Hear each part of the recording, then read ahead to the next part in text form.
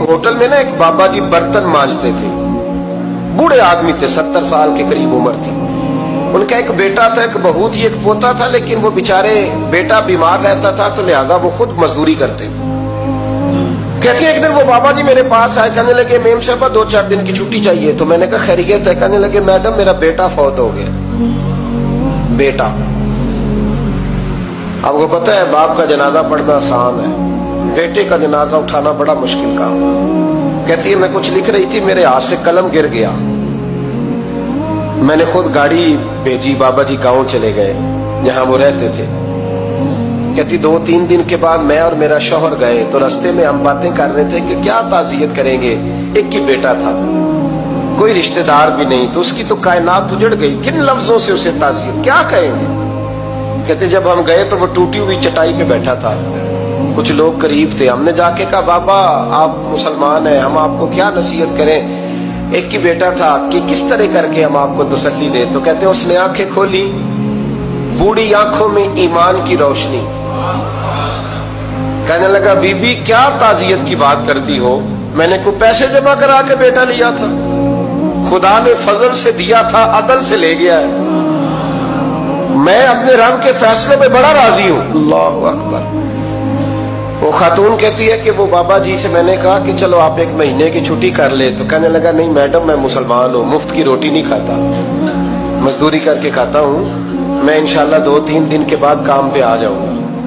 कहती वो चंद दिनों के बाद आ गया, अल्लाह की कुदरत के अभी 2-3 माह गुजरे थे, फिर आया, मैडम छुट्टी चाहिए कुछ दिनों की। मैंने कहा खैरियत है? कहने लगे वो मेरी बहू भी हार्ट अटैक से फौत हो गई।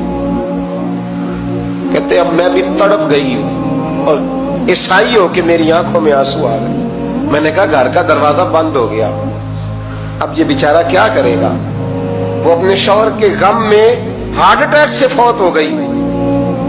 कहते हम फिर 2-3 दिन के बाद ताज़ियत के लिए गए, फिर टूटी हुई चटाई, बूढ़ा ना अपनी उंगलियों से जमीन पर कुछ बना रहा है। कहती करीब गई और मैंने जाके कहा बाबा अब तो तसल्ली आपने खुद ही करनी है, जो निजाम था वो तो हो गया। तो कहते हैं फिर उसने आंखें खोली, आसमान की तरफ देखा तो कहने लगा बेटी कोई परेशानी नहीं, मेरा बेटा बगैर शादी के भी तो फौत हो ही सकता था, बस मेरे मालिक ने जब चाहा जैसे चाह हुआ, मैं इंशाल्लाह 2-4 दिन के बाद काम पे आऊंगा। ये मेरा 3-4-5 साल का पोता है, अभी स्कूल दाखिल हुआ है, मैं साथ ले आऊंगा, वहां मेरे साथ ऊपर क्वार्टर में जहां मैं रहता हूं ये भी रहेगा।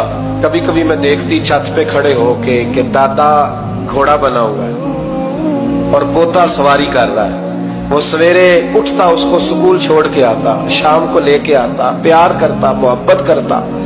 3री मंजिल पर हमने क्वार्टर दिया हुआ था, वहां दादा पोता रहते। अल्लाह तू बड़ा बेनियाज है।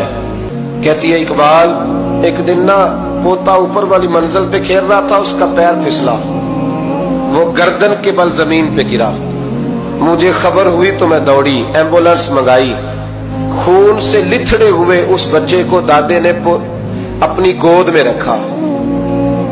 और जब हम अस्पताल की तरफ गए तो हॉस्पिटल बाद में आया, जनाबे इजराइल पहले आ गए और कहते वो गोद में दम तोड़ गया। फिर दादे ने उसे अपने हाथों से गुस्ल दिया, फिर उसने अपने बूढ़े हाथों से कब्र खोदी और फिर मिट्टी डाल के कहने लगा इन्ना लिल्लाहि व इन्ना इलैहि राजिऊन, जे सोना ही मेरे दुख विच राजी, जे सोना ही मेरे दुख विच राजी। फिर सुख नु चुल्ले डावा। कहते वो मिट्टी डाली उसने और जब वो वापस पलटा तो मैं बाजू से थाम के होटल करीब लाई और मैंने उसके करीब कहा कि बाबा तू टूट गया है, तू बिखर गया है। तो कहते हैं यूं उसने हाथ रखे और यूं आंसू छटक दिए।